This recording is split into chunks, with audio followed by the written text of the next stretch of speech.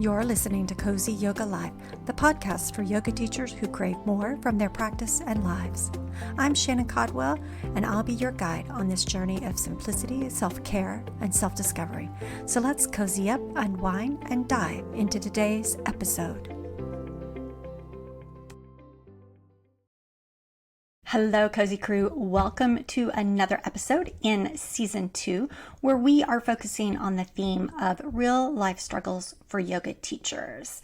Hopefully, you've had a chance to listen to our first episode where I offered an introduction into what I'm going to be talking about this season. So let's get started in this episode's focus, which is going to be about menopause. And I selected menopause because this is a struggle that is near and dear to my heart. I encourage you to give it a listen, even if you're not going through menopause yourself, because I promise you at some point, menopause is going to impact you, whether you experience it for yourself, whether you know someone who's going through it, or you instruct students who are going through menopause. Since this is all about open and honest conversation, I have to let you know that before I went through menopause, I was terribly uninformed and uneducated about it. And to the point that I was judgmental and dismissive of other people who were going through it. But it's funny how our perspective changes once we are directly impacted by an issue.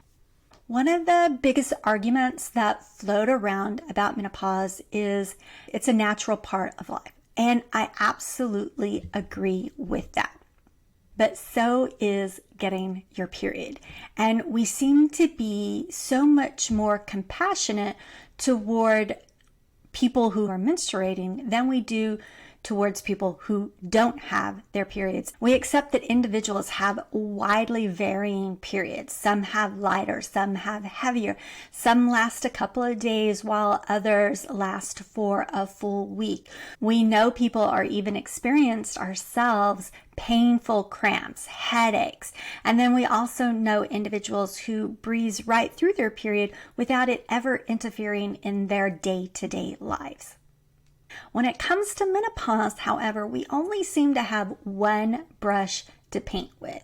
So my hope is that in this discussion, we can grab all the paintbrushes and all the colors and really start to bring a bigger, wider, broader picture to menopause. Let's have those meaningful discussions. Let's open air it so others know they're not alone.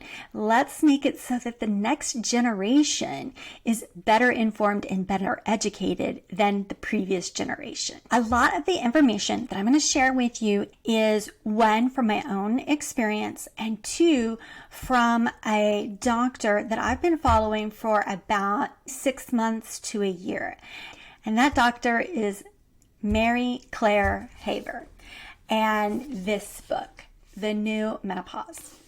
I really appreciate the time, the attention, and research that Dr. Haver put into her book and the time that she puts in to educate women about menopause. Educate everybody about menopause. Doctors, physical therapists, personal trainers.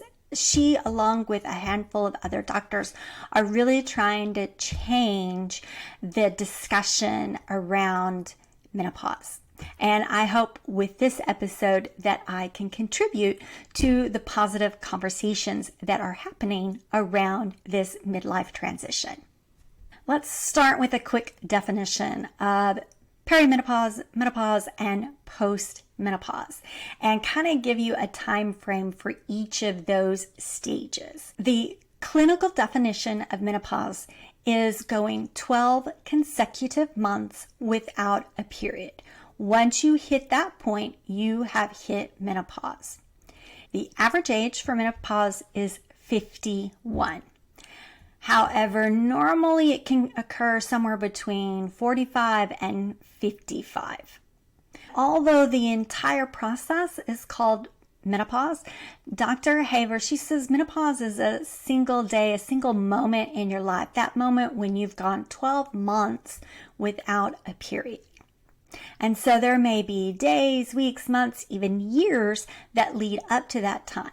And then every day after until we die is considered postmenopause. During perimenopause, your hormones, specifically estrogen and progesterone, they are fluctuating all over the place. And that is what's causing the majority of the symptoms that we encounter. And one thing that Dr. Haver points out is that perimenopause can start up to 10 years before. If the earliest normal time to start menopause is around 45 and we back that up 7 to 10 years, then you have individuals around 35 who could be experiencing symptoms associated with perimenopause and menopause. And listen, the list of symptoms associated with menopause is no joke, and it is way more than what most people think of in terms of hot flashes and mood swings. Yes, those are two common symptoms, but they are only two out of a list of 50, 60 symptoms. Let me run down a quick list of just a few of the symptoms, and I wrote them down. You're going to see me reading them because there was no way I could remember all of these symptoms that are associated with menopause. So we've got, besides the hot flashes, digestion issues, crawling skin sensation, depression, dizzy spells, dry eyes, dry mouth, fatigue, heart palpitations, insulin resistance, body composition changes, memory issues, mental health disorders, muscle aches, thinning hair and skin, insomnia, waking up at 4 a.m. And some of the symptoms that I dealt with are headaches, joint achiness. The bottom of my feet were sore when I would walk on them. I had itchy ears, the brain fog. Oh my gosh, the brain fog is real. I call it the Swiss cheese brain. Difficulty concentrating, bloating, dry skin. My anxiety was heightened. I started experiencing high cholesterol, night sweats, uncomfortable intercourse, more frequent urinary tract infections. I was having problems sleeping, waking up at 3 a.m., 4 a.m. And what a lot of us can associate with menopause is that sudden weight gain, especially in the belly area, in that middle area. And there are a lot more that I haven't even mentioned. For a long time, it felt like it was all in my head. I really thought there was something mentally wrong with me. I did not feel like myself. Everything felt off. Everything felt like a major effort to complete. I was tired all the time. I could sleep 8-9 hours the night before and still by 3 p.m. be dragging and just want to lay down and take a nap. If you've heard that phrase, hot mess express, this totally applied to me. And at the time, I did not connect it with perimenopause or menopause. I contributed it to elevated stress from coming out of the pandemic, from one of my stepdaughters graduating high school, getting ready to go to college. I thought it was just the stress from all of those midlife transitions that can happen also around the same time that a woman goes through menopause. The people that I have talked to about menopause and the symptoms, I'm not the only one. There's a lot of us feeling this added pressure, this added stress. We don't feel like ourselves. We've been healthy throughout our lives. We practice yoga regularly. We practice meditation. And then suddenly, almost like it was overnight, we feel completely different. We don't even feel like we know ourselves anymore. We don't feel like we know our minds or our bodies anymore. And especially if you're into holistic practices like yoga, that can feel really scary. If you've listened to previous episodes, you may remember when I talk about being on my bathroom floor, going through a major panic attack, crying and sobbing and just not understanding what was going on. At the time, I attributed that again to the anxiety, and I started to see a therapist.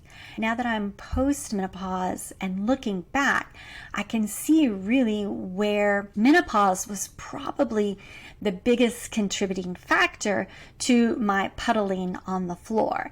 Unfortunately, our medical industry is also terribly uninformed and uneducated about menopause. If you look at the statistics, if you look at women and our average age of hitting menopause is 51, and then our life expectancy is somewhere between 76 years old and 81 years old, we're living a third of our life within menopause. So shouldn't there be better information? Shouldn't our doctors be better informed about helping women through this natural transition, helping to support them, not gaslighting them and telling women that it's all in our heads? If you have listened to the first episode where I was introducing this theme, I gave a definition of toxic positivity and how that runs rampant in yoga circles.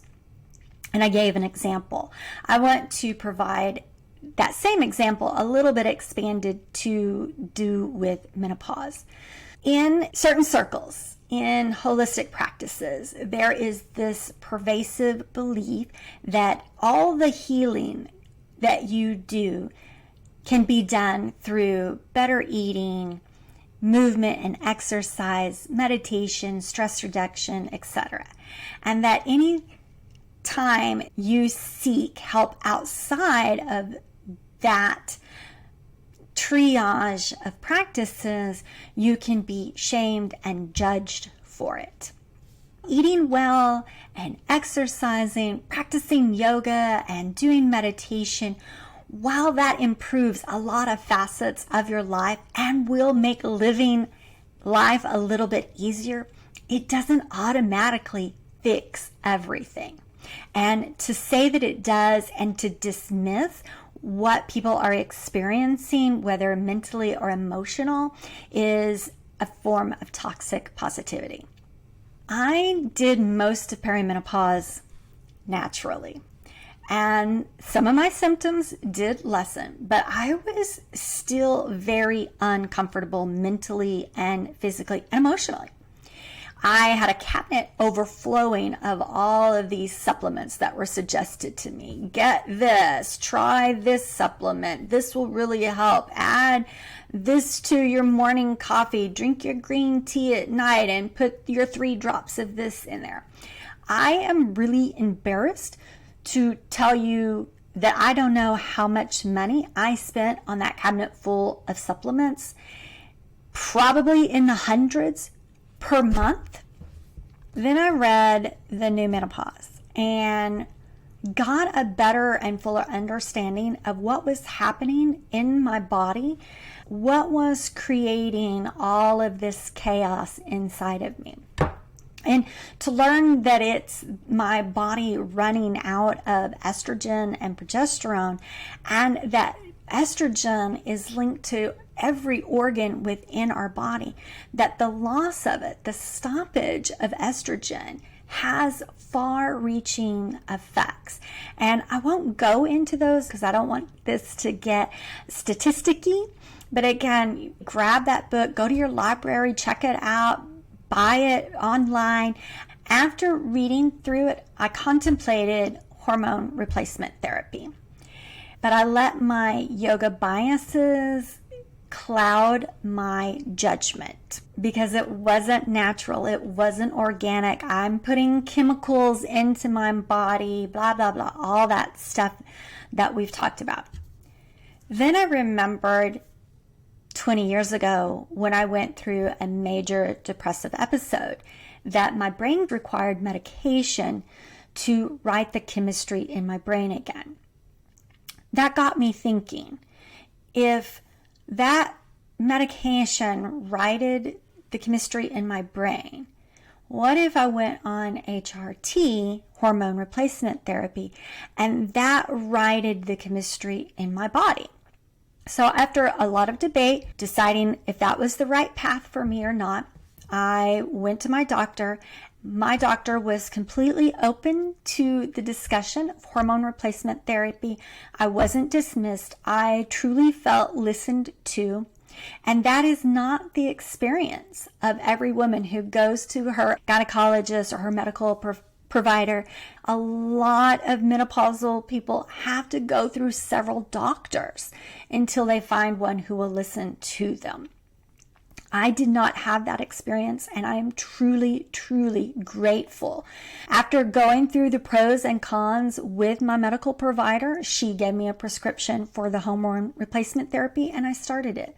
I'm 4 months into it, and I am pretty much symptom-free. I don't have the hot flashes. I don't have the night sweats. I am sleeping through the night. I don't have to get up at 3 a.m. or 4 a.m. to go to the bathroom and then try to get back to sleep.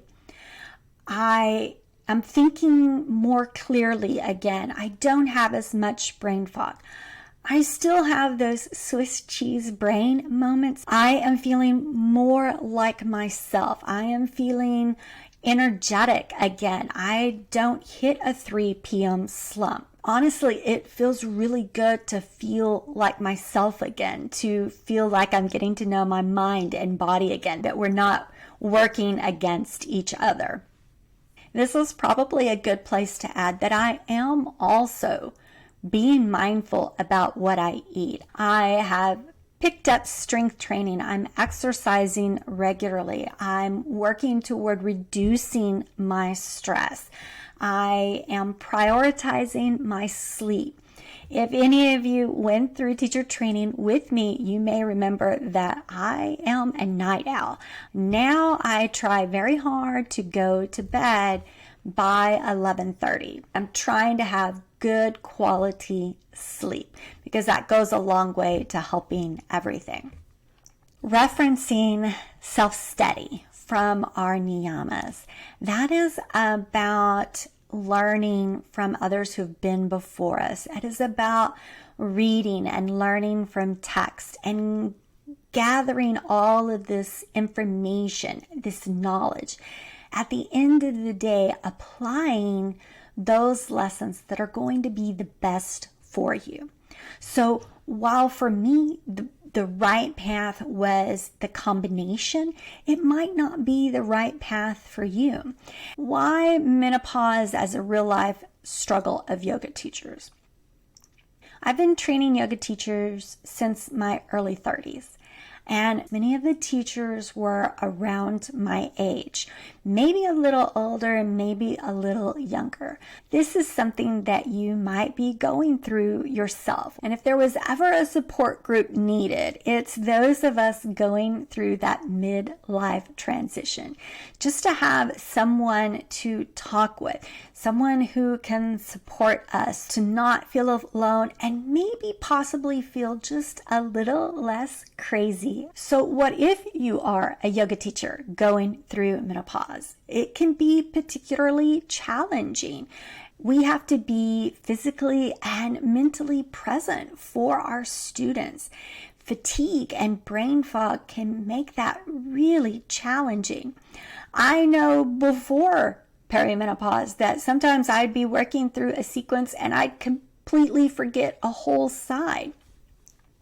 Now there might be whole sections that I leave out or be teaching and be completely lost. Where was I going with that thought? Also for me, I have joint pain and I have more muscle tightness. There are some postures that a month ago felt fine and now not so much. So as a yoga teacher, I've had to make concessions for my own body. One lesson I have always emphasized with my yoga teachers in training is to never be afraid or shy about showing your humanness. When we are imperfect, when we show our real life to our students, we give them permission to be imperfect as well. They know that it's okay, whatever they're going through, whether they're having trouble focusing in yoga class, whether they're falling over because their balance is out of whack that day, hey, it's okay. You can be in your human form as well. Now, what about if you're teaching people who are going through menopause?